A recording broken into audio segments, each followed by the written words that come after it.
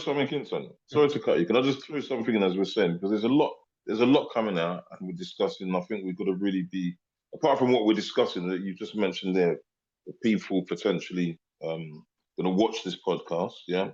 And I think you've rightly said that we do indeed perish, we die because of a lack of knowledge. Literally. So I'm just noting that as a potential solution that you mentioned there that our knowledge levels need to be increased, they need to be enhanced. But how do we even do that? There's got to be humility, yeah? We've got to be submissive. Yeah, none of this bravado and this kind of agidi thing that I know better. You know, there's got to be things that look so basic and so mundane. They've got to happen. Again, so what you're saying there, bite-sized information. I noticed you mentioned PSA. I'm sure that a lot of men do not know what the abbreviation PSA even is. And I'm not being funny. I'm not being, disrespectful. But I'm just saying that these are things that, in terms of increasing that knowledge, yeah, I think we've got to start sharing that sort of terminology out so that people can really, get to the cutting edge of what they need to do in terms of making those sacrifices and making the decisions. Just as you mentioned that case there. Yeah. PSA, just for people who don't know, it stands for prostate specific antigen. And as Tony mentioned there are certain levels of it. If it's above, I think if it's above 4 or something like that, you're borderline, you've got a problem. If it's below 1, yeah, you're still, you're very much okay. But so the higher it is, and as Tony mentioned earlier, there are signs. Prostate issues don't just happen just like that. It's a build-up. You know, when we talk this word again, that suddenly, all of a sudden, somebody died, or all of a sudden, something happened. No, it wasn't all of a sudden. There was a build-up, right? There was a build-up. There was a deterioration in the functioning of the body. Yes, there was a build-up. Nothing just happens. There was something happening, yeah, that caused what looked like a sudden thing. Quick personal note: my late father died many years ago, over 25 years ago now. He died at the age of 70, which was a pretty, I would say, young age. And I say that to say I'm in my 60s now, and so to know that, to understand, to realize that my father died at age 70, and he looked well, very strong-looking, imposing figure, but he had this age-old thing that we've just talked about many times now, diagnosed with high blood pressure. Yeah, and it wasn't being treated, it wasn't being monitored. You see, used to stuff him with these, the high blood pressure pills. We used to call them greenies, these massive green tablets back in the day, and he was just taking them intermittently, whatnot. And the thing just caught him, and then he did die. What we thought was suddenly, but it wasn't suddenly. Yeah, there was a build up, and so I just wanted to add that in just to compliment, what you were saying there, Tony. Really based around this whole aspect of knowledge. That we are dying, we are falling because of that lack of knowledge, and sometimes the unwillingness to succumb to learning something new. Because this is one of the things, isn't it? In terms of our ego, we think, well, we've been doing this for such an amount of time, this length of time, nothing's happened to me, I'm looking okay, I'm feeling okay, and whatnot, but something's going on. Something's going on the inside. Right. That's definitely. So yeah, and also remember with the PSA, it depends on your levels. The normal levels actually depend on your age. Yeah. So for example, if you're 50, anything less than 2.5, they call it mg over ml, yeah, is okay. Yeah. Whereas with your 50 to 59, it's around about 3.5. If you're 60, 4.5, and if you're 70 or above, around 6.5. Yeah. So that's the normal levels for that age range. But you can find all this information online anyway. Elevated is when traditionally, on average, elevated is when you're over 4. Yeah.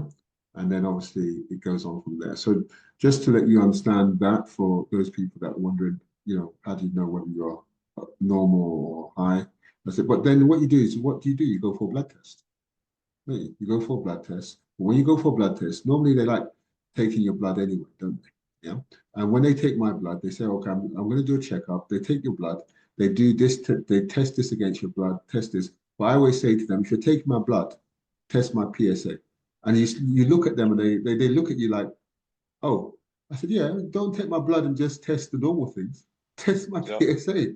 Exactly. And so whenever you do a blood test for a checkup, Awareness. always Yeah. ask them for a PSA test. Yeah. Now it doesn't matter. It doesn't always mean you have prostate cancer, even when you have a high one. But you just need to at least take it just to know where you are. Yeah. So I think that for me, one of the other things is like we have a lot of our community. Like for example, I think yeah. The reason why I mentioned that is because in my household we don't use oil. We don't use oil, and we cook the same food, similar foods to we cook soup, we cook jollof rice, we fry chicken. Yeah. Why don't we use it? Because you know what? I can't be bothered working out what temperature is my wife cooking at, or is that oil at the point where it becomes bad for my body? Yeah. And also, I'm concerned because um, earlier on in life, my mom had a stroke. Yes, and when I was fairly young, so I know that a lot of things that people like to talk about genetics or you inherit certain things, yeah. But uh, sorry, one second. Sorry, just I just had sorry, one second. Call came through. I just need to close my call. Yeah, okay. Okay. So yeah. And I obviously look at that, and sometimes we say, "Oh, I've got high blood pressure because it's in the family." What do you mean it's in the family? What do you mean it's in the family? Mm. If it's in the family, why are you eating the same food? Why are you having the same lifestyle? If you want it out of the family, change something about what you're doing that's triggering it off. Because you can't look, you can buy, look, we all know gas, when you put light to it, it can explode, isn't it? Yeah. Mhm. But when you don't ignite it, it doesn't explode. We know petrol, when you put light to it, it will create a fire. We have, you can look at those things that are genetic as gas or petrol. Are you going to ignite it by eating or by drinking or by consuming the wrong thing that's going to add fire to what you have? So, or create the fire. So what I'm basically saying here is, look, I'll give you another case study of one of my clients. Diabetic, 23 years diabetic. Yeah. He used to inject himself with insulin every day, yeah, in the stomach. Every day, 3 times a day in the stomach with insulin, yeah, for 23 years. Came onto one of our programs. And this is one of the things that we need to do in terms of have have programs which are health restore programs, which can give you the knowledge and give you the actual give you all of what you need, yeah, to be able to go on a plan. Came on one of our plans for 90 days. Yeah, came on our plans. And that plan is eating the food that they can relate to, by the way, not eating cabbage and lettuce and all that stuff. Still eating Nigerian food, but this time taking out some of the rubbish, taking out all that oil stuff out because that oil is look, the oil. Look, if you want good fat, go get it from plants. Get some avocado. Get some other things. But some of this oil that you get in the bottle of oil, yeah, they have to preserve that oil. You know that. So what are they using to preserve it? Yeah, think about it carefully. Yeah, have you ever looked at the expiry date of your oil? I don't think so. Yeah, but anyway, what you have to understand is that so over the 90 days, yeah, he lost some weight and he started feeling better. His sugar levels were getting better. And 90 days later, after starting it, his doctor asked him to stop injecting himself with insulin. Why is the doctor asking him to stop injecting himself with insulin? Because his body was now functioning. It's back. It was back. It says, I am back. Yeah, I am Yeah. back. I'm able to now open up the muscle cells to allow the glucose from the blood into the muscle cells.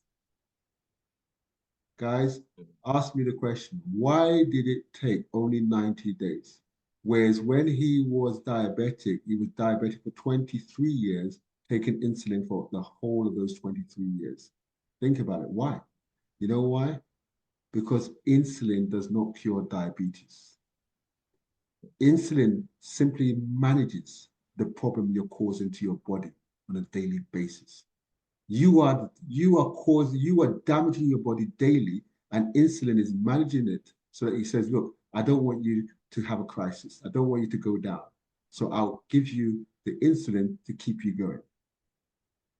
That's it. The power of our food. Our food is so powerful. It's powerful as medicine, and it's also powerful as poison. You decide what your food's going to be. You decide what's on your plate today. I don't play with my plate. I remember my son saying to me one time, why are you eating something different than us, Dad? I said, look, your body is a super body. You're a new body. Have you had, when you buy a new car, that's what your body's like. When you buy a car that's secondhand, you can't just be doing anything, isn't it? I said, my body has surpassed, it's gone, it's gone, it's gone. It's got mileage. It's got mileage on the engine. Yeah. When you got mileage on the engine, you have to take care more. So that's it.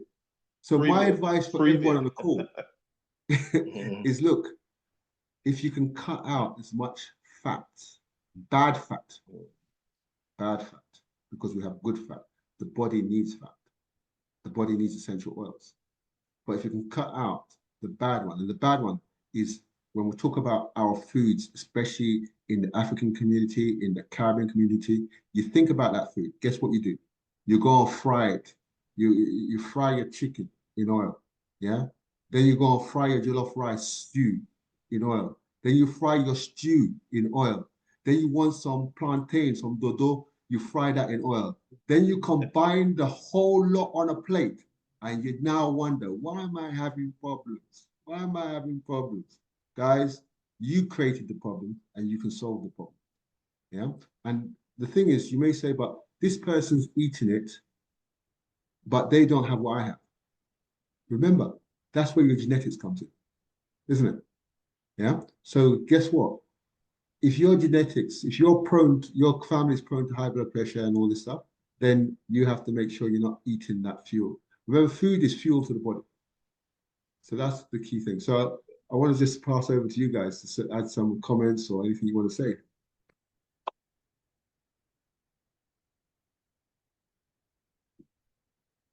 I think everybody's stunned by the levels of information. It's gone quiet. It's gone I quiet. think we've got No, heroes.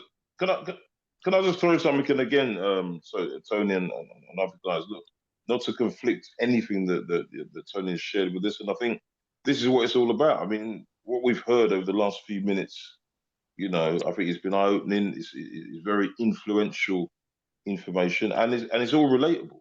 And I think we've really, as I said before, I think we've got to kind of humble ourselves to a degree, and I used that terminology before, not to conform with the norm, as it were, not to conform with the norm. Sometimes we've got to do things different. They say the definition of madness is to do the same thing over and over again and expect a different result. Not going to happen. Not going to happen. So that's just my little quip to add in there. But yes, guys, feel free. Let's hear. We've got Greg and Hero on the call. Ferry, do you want to say something? Yeah, I would say the refined sugar that is very common and prevalent in a place like Nigeria. I think a number of people are yet to also understand the downside of that. You know, I remember those days. Thank God I now know better. Remember those days you want to go Garium sulfate. Tony, you know what we refer to as Garium sulfate in Nigeria? No, you're gonna tell me. G2SO4, Gary and water and all that. Okay. Soaking Gary. That's a Garium sulfate. You know, sugar is there. Mujahida St. Louis sugar. Which other stuff you get to just sweeten it up. And I tell you, it's still the norm. It's still the norm today. So diabetes did not just start last year or 2 years ago. It's been a sustained, systematic pattern of some sort, you know. And our wellness will definitely be a pivotal key significantly. Unfortunately, the body is ready. I don't really know the level of willingness. I see the willingness is there, or the body is not ready, or the body is, you get what I mean? But it's like the awareness really need to be across the board to also know the downside of sugar, as it's, sugar might be sweet, but the downside is not sweet, you know. Just want to throw that in there. Thanks, that's good. That's good. Yeah. Nice. So here, Greg, welcome back on the call. We're just talking about health, mind health, some of the challenges we have, some of the things that we're not doing in terms of checkups, from the top to the tail on a regular basis. We talked about an analogy of servicing your car. Would you drive your car till it breaks down? I don't think so. It will cost you a lot of money in Nigeria if you drive your car till it breaks down. Yeah. What you do is if you find that there's something wrong with it or something not sounding right, you take it in to get it checked. Also, you have regular servicing. So we are saying what I'm proposing is we also need to have servicing. When are we going in for servicing? Is it going to be every 3 months, every 6 months? Yeah. And I'm not talking about checkups, by the way. Checkups, when are we going for checkups? We need to do checkups regularly, yeah, for our bodies too. And then also, we need to listen to the signs of problems coming. So, like I said before, an analogy, imagine driving your car and it doesn't have any petrol gauge, any water temperature gauge, any speedometer, any speed.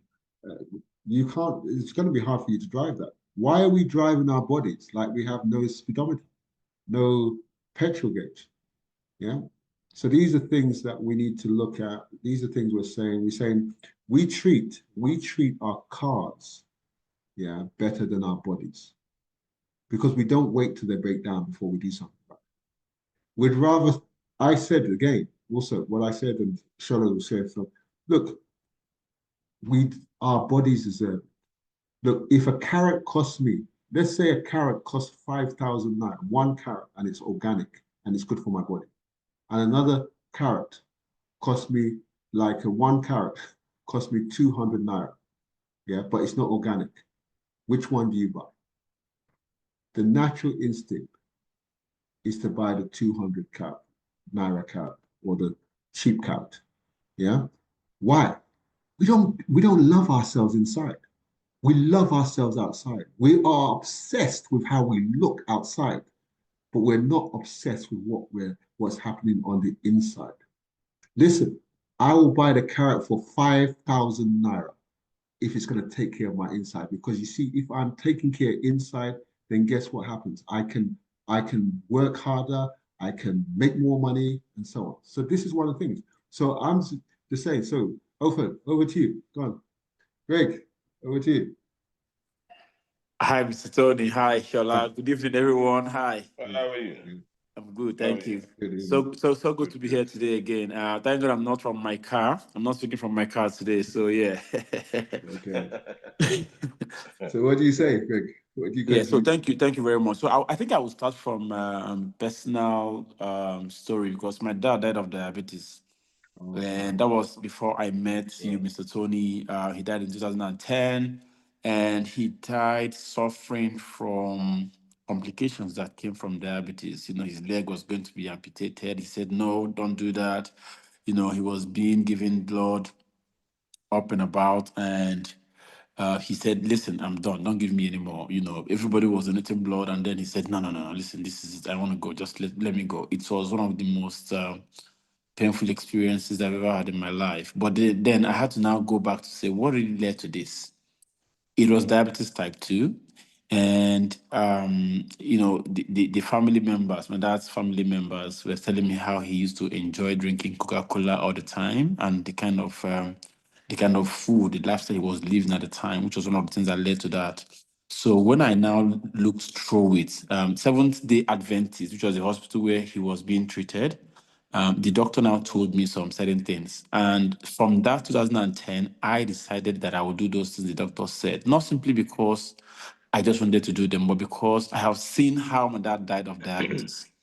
And when I saw the opportunity in Salad Master, which is the business that I do, Tony introduced me to that business. I jumped on the business, not just because of the money, but because of the impact, the fact that I do not want to die, in such a painful way. Now, let me come back to it as well.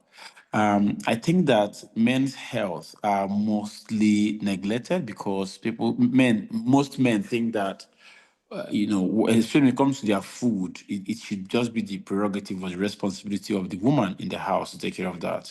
And, that is an olden day way of thinking, where you think that your wife or the woman in the house should be the one preparing all the food, making all the food decisions. Sometimes women want to make the food to be tasty, to prove to you that they love you. They make food, like in Nigeria where I live. They make food for you. They make sure that the husband of the house gets so much meat in their plates. And it's so funny that that happens. And then meat shouldn't really be eaten in the night. And usually most people eat at home in the night. And Nigerians, just like I think it was Mr. Shola or Yaya that said it. Sometimes people wake up in the middle of the night, 10 o'clock, they're eating fufu, they're eating heavy foods. People don't tend to pay so much attention to all those details. So I would say that for every man listening to us today, both the people that are going to listen to this afterwards, it is important that we take care of what we eat, which is not just like the summary Mr. Tony has given. Being very intentional, because when you start eating healthily, it becomes a culture in the home where, for instance, my children, we don't cook with oil. We try to follow the principles of, some of the principles that we preach. We don't cook with oil. We eat more of, plant-based diets, eat less of meat. It doesn't mean we can't afford them, but we just want to make sure we create that channel, because I'm so scared of having that, the diabetes that killed my dad. But also one other thing that people also neglect is the importance of exercise as well. So exercise is also part of it. Being able to exercise effectively and also being able to rest also. So they call it RED, rest, exercise, and diet. Being able to put these three together. If you don't get them all three together, you realize that your lifespan begins to shorten. So for every man here, the point would be just exercise, exercise, exercise. I know that for some of us here who are literally above 50, it is difficult for you to go back to the gym to go and do some strenuous exercise, but there are other ways you can exercise. It could just be 10 minutes at home. It could just be taking a walk. It could be, doing push-ups. I read something on the one magazine online some time ago. They said if you can do up to 40 push-ups as a man, if you can do up to 40 push-ups as a man, then you have said bye-bye to any heart-related disease. If you can do up to 40 push-ups, then you can say bye-bye. You can say, you are reducing any heart-related issue by up to 75%, which is literally saying bye-bye to anything that has to do with heart disease. So I would encourage everybody to do push-ups, do exercise, pay attention to what you eat, not just all about you, what the entire family eats. Become the influencer of the family. The reason why I can't say much anymore because my boss is here, Mr. Tony himself.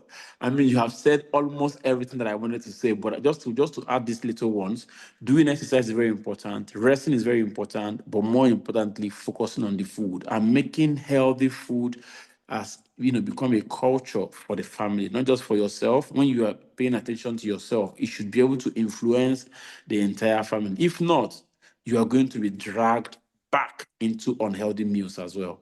Thank you. Back to you, Tony. Thank you. Thank you. That's well put. And there's some nuggets. Exercise. I can't believe I haven't even I haven't got to exercise. But I like that 40 press ups. That's very good. That's very good. And I think that's what we should actually be engaged. We should all at the end of this call go and do some Don't even press ups. say it, See Tony. how many you can Don't even do. say it. And what we want to see, we want to listen. We want to see the video. We don't want to see you telling me I can do 40. No. You put the video in the position and you start doing it. Let's see where you get to. But even if you can't do it right now, the aim is what you can do now, add to it the following week. Add to it until you get to that 40. That's fantastic. Fantastic. And I like my 5K Can I runs. just say something, Tony? Yeah. Can I just add something to what you're saying there, just to briefly add? Thank you then for that, Greg. Very eloquently put, very very well put. Tony, the challenge.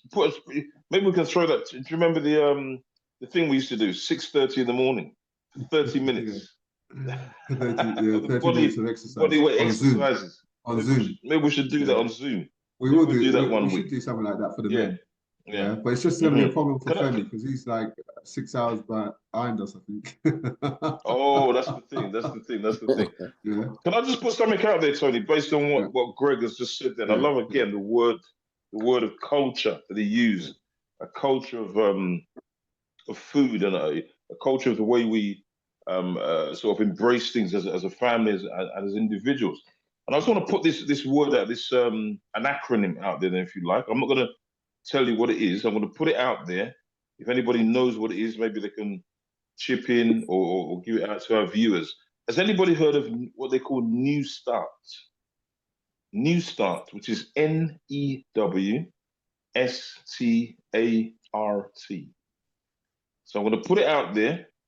It's to do with a culture of lifestyle. New Start, NEWSTART. And then maybe we can have a discussion or just have a little look at that and see how each one of those letters represents an area of how our health can be managed, can be reviewed. Yeah, New Start, NEWSTART.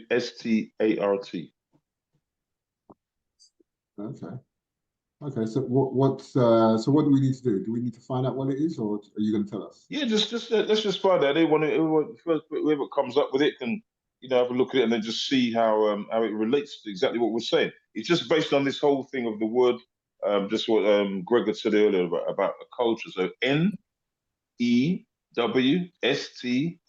Has anyone found it? Anyone want to share it with us? I know what it is, obviously, but I want somebody else to really, put it out there. Maybe give a little explanation. I found it. I've just got to go there. Okay. So the N stands for nutrition. Focus on a healthy plant-based diet, rich in whole foods, fruits, and vegetables. E stands for exercise, regular physical activity to improve cardiovascular health, strength, and overall fitness. W stands for water, adequate hydration for optimal body function and health. S stands for sunlight, exposure to sunlight for vitamin D synthesis and mental well-being. T stands for temperance, moderation and self-control in habits and lifestyle choices. A stands for air, access to fresh air for improved oxygenation and vitality.